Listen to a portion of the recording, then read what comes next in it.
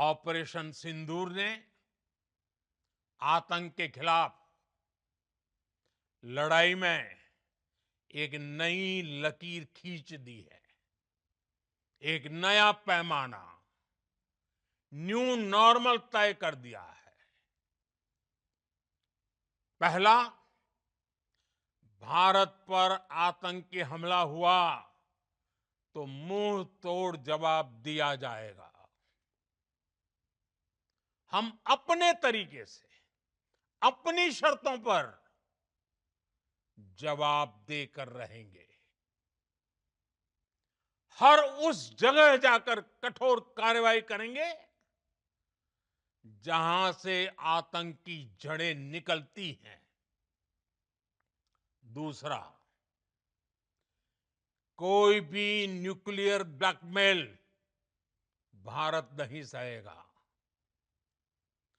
Nuclear blackmail की आड़ में पनप रहे आतंकी ठिकानों पर भारत सटीक और निर्णायक प्रहार करेगा।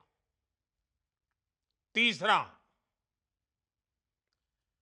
हम आतंक की सरपरस्त सरकार और आतंक के आकाओं को अलग अलग नहीं देखेंगे।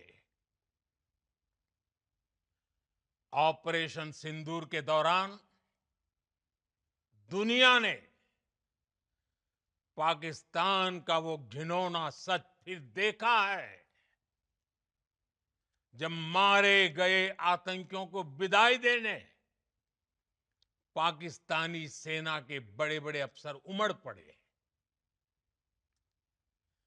स्टेट स्पॉन्सर्ड टेररिज्म का ये बहुत बड़ा सबूत है।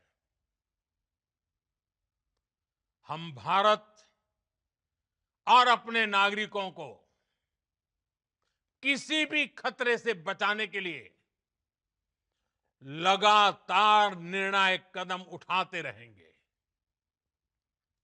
साथियों, युद्ध के मैदान पर हमने हर बार पाकिस्तान को धूल चटाई है और इस बार ऑपरेशन सिंदूर ने नया आयाम जोड़ा है। हमने रेगिस्तानों और पहाड़ों में अपनी क्षमता का शानदार प्रदर्शन किया और साथ ही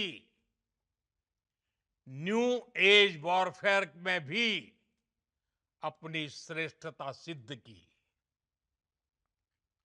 इस ऑपरेशन के दौरान हमारे मेड इन इंडिया हथियारों की प्रामाणिकता सिद्ध हुई।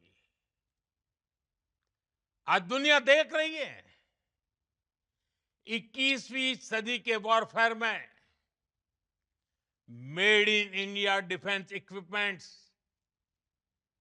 इसका समय आ चुका है। साथियों, हर प्रकार के आतंकवाद के खिलाफ हम सभी का एकजुट रहना हमारी एकता, हमारी सबसे बड़ी शक्ति है। निश्चित तौर पर ये युग युद्ध का नहीं है, लेकिन ये युग आतंकवाद का भी नहीं है। टेररिज्म के खिलाफ जीरो टॉलरेंस, ये एक बेहतर दुनिया की गारंटी है। साथियों, पाकिस्तानी फौज, पाकिस्तान की सरकार जिस तरह आतंकवाद को खाद पानी दे रहे हैं, वो एक दिन पाकिस्तान को ही समाप्त कर देगा। पाकिस्तान को अगर बचना है तो उसे अपने टेरर इंफ्रास्ट्रक्चर का सफाया करना ही होगा। इसके अलावा शांति का कोई रास्ता नहीं है। भारत का मत एकदम स्पष्ट है। टेरर और टॉक एक साथ नहीं हो सकते। टेरर और ट्रेड एक साथ नहीं चल सकते और पानी और खून भी एक साथ नहीं बह सकता। मैं आज विश्व समुदाय को भी कहूंगा, हमारी घोषित नीति रही है, अगर पाकिस्तान से बात होगी तो टेररिज्म पर ही होगी। अगर पाकिस्तान से बात होगी तो पाक ऑक्युपाइड कश्मीर पीओके उस पर ही होगी। प्रिय देशवासियों, आज बुद्ध पूर्णिमा है। भगवान बुद्ध ने हमें शांति का रास्ता दिखाया है। शांति का मार्ग भी शक्ति से होकर जाता है। मानवता शांति और समृद्धि की तरफ बढ़े,